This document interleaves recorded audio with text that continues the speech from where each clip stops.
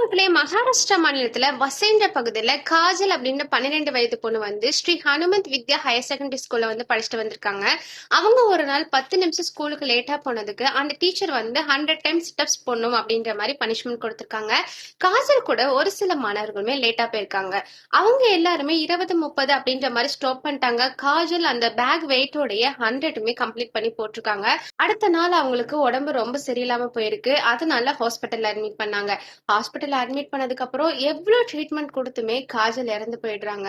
Actually அந்த teacher மேல மட்டும் குறை சொல்ல முடியாது. ஒருத்தருமே நம்ம லைஃப்ல வந்துட்டு நம்ம ஏதோ ஒரு தப்பு ஸ்கூல்ல பண்ணிருப்போம். ஒரு டீச்சருமே தோப்புக்கரணம் போட அப்படின்ற மாதிரி எல்லாருமே சொல்லுவாங்க.